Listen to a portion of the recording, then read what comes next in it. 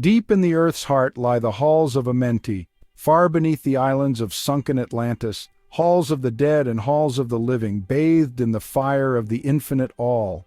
Far in a past time, lost in the space-time, the children of light look down on the world, see the children of men in their bondage, bound by the force that came from beyond.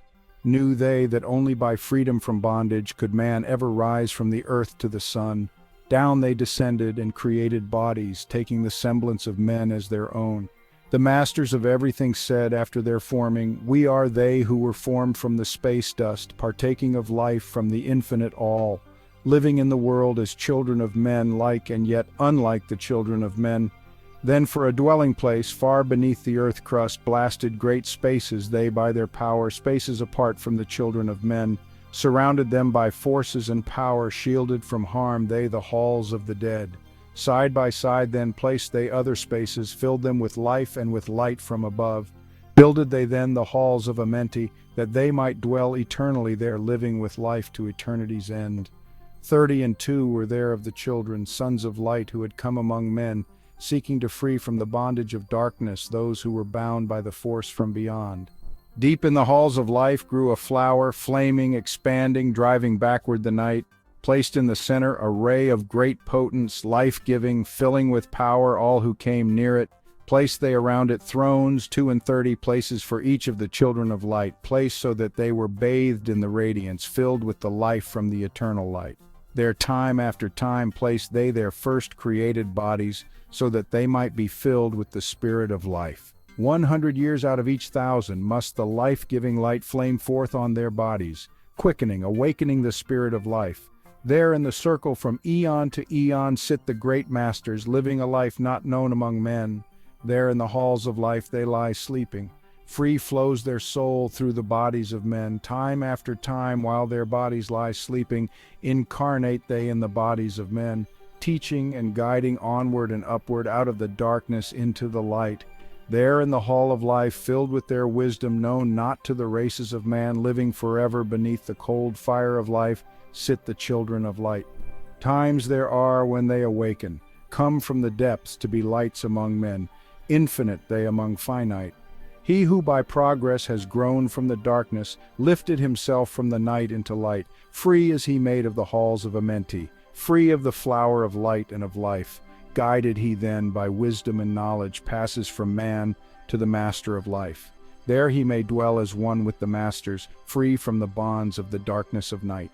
Seated within the flower of radiance sit 7 lords from the space-time above us, helping and guiding through infinite wisdom the pathway through time of the children of men. Mighty and strange they, veiled with their power, silent, all-knowing, drawing the life force.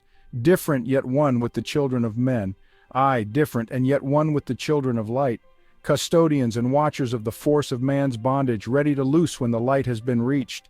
First and most mighty sits the veiled presence, Lord of Lords, the infinite nine, over the others from each cosmic cycle, weighing and watching the progress of men.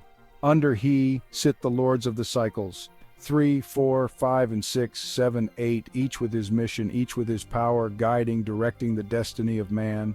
There sit they, mighty and potent, free of all time and space. Not of this world they, yet akin to it, elder brothers they of the children of men. Judging and weighing they with their wisdom, watching the progress light among men. There before them was I led by the dweller, watched him blend with one from above. Then from he came forth a voice saying, "Great art thou, Thoth, among children of men, free henceforth of the halls of Amenti, master of life among children of men. Taste not of death except as thou will it, drink thou of life to eternity's end. Henceforth forever is life, thine for the taking, henceforth is death at the call of thy hand. Dwell here or leave here when thou desireth, free as Amenti to the Son of Man. Take thou up life in what form thou desireth, child of the light that has grown among men. Choose thou thy work, for all souls must labor, never be free from the pathway of light. One step thou hast gained on the long pathway upward, infinite now is the mountain of light. Each step thou taketh but heightens the mountain. All of thy progress but lengthens the goal. Approach ye ever the infinite wisdom, ever before thee recedes the goal. Free are ye made now of the halls of Amenti to walk hand in hand with the lords of the world, one in one purpose, working together, bringers of light to the children of men. Then from his throne came one of the masters, taking my hand and leading me onward through all the halls of the deep hidden land. Led he me through the halls of Amenti, showing the mysteries that are known not to man. Through the dark passage downward he led me into the hall where sits the dark death. Vast as space lay the great hall before me, walled by darkness but yet filled with light. Before me arose a great throne of darkness, veiled on it seated a figure of night. Darker than darkness sat the great figure, dark with a darkness not of the night.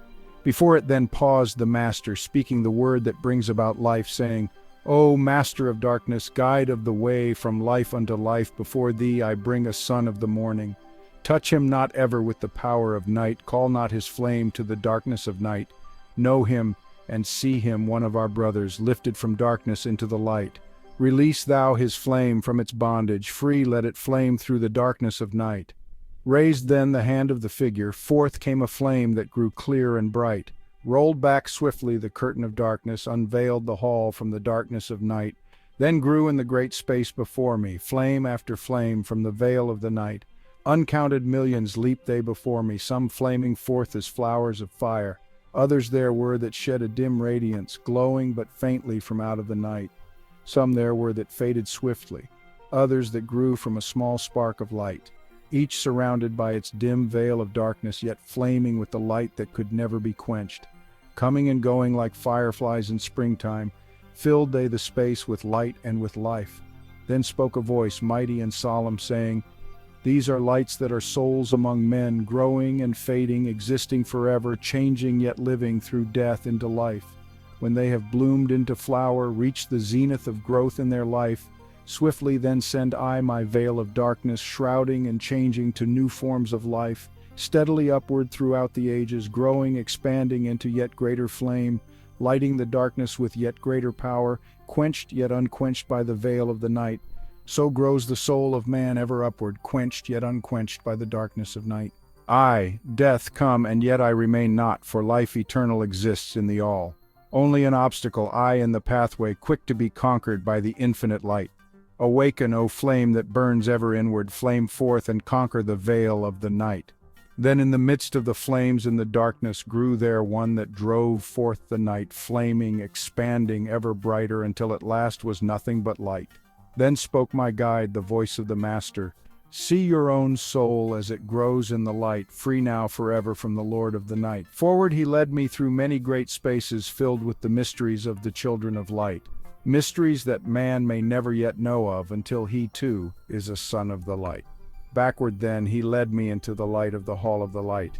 Knelt I then before the great masters, lords of all from the cycles above. Spoke he then with words of great power, saying, Thou hast been made free of the halls of Amenti. Choose thou thy work among the children of men.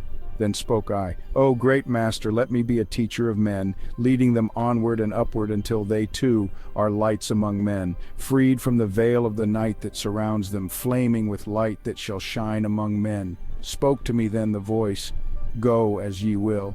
So be it decreed. Master are ye of your destiny, free to take or reject at will. Take ye the power, take ye the wisdom, shine as a light among the children of men. Upward then led me the dweller, dwelt I again among children of men, teaching and showing some of my wisdom, son of the light, a fire among men. Now again I tread the path downward, seeking the light in the darkness of night. Hold ye and keep ye, preserve my record, guide shall it be to the children of men.